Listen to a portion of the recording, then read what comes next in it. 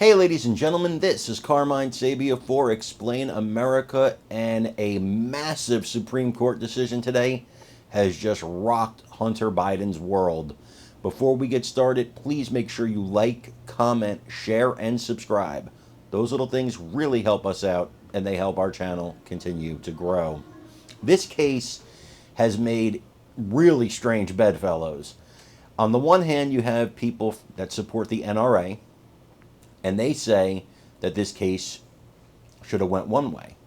And then you have people like President Joe Biden who want more restrictions on guns, and they say the case should have went another way. And the basis of the case, without getting into the weeds and just explaining it in layman's terms, the basis of the case says that if somebody's convicted of domestic violence or accused of domestic violence, their guns can be withheld from them. Very controversial topic. What the Supreme Court decided is that there is basis in the law for this, and that the guns could be held for a period of time, but not forever. The decision was 8-1 with Justice Thomas dissenting. Here's the crazy part. The decision favors Joe Biden and Joe Biden's administration. The president, from a matter of political perspective, thrilled with the decision. His son, not thrilled with the decision, because the decision actually damages Hunter Biden in his appeal of his 3 convictions on lying on a federal form to get a firearm. If this case went the other way, Joe Biden would have lost, but his son Hunter Biden basically would have won, even though Hunter Biden's not a principal in the case. He was relying on this case. I want you to watch Jonathan Turley explain it way better than I can, and then leave me your comments and let me know what you think about this. It's Biden versus Biden. Let's take a look. Situations where other people's safety is at threat. I want to get a more reaction. Shannon, if you could stand by with us as we do await possibly more rulings at this hour.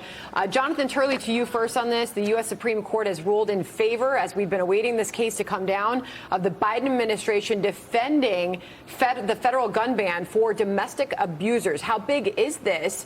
And does this change things with the involvement of Hunter Biden's case?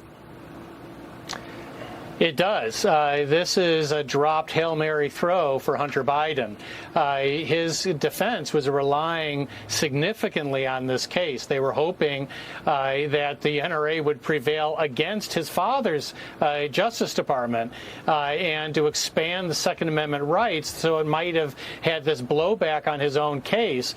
I always question that, by the way, because Hunter Biden was convicted for lying on a gun form. I doubted seriously that the Supreme Court would get to the point that said you could do that. But the court here, in an almost unanimous decision, said that, no, look, Second Amendments are like other rights. They're not absolute.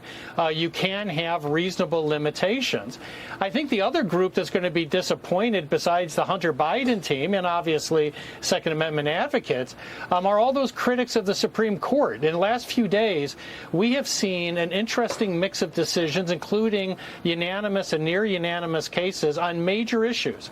And all those people that say that the Supreme Court is hopelessly and ideologically divided have really once again been proven wrong. And this case is a good example. These are 8 out of 9 justices saying we see room here for reasonable limitations. They're not this robotic, ideologically divided court.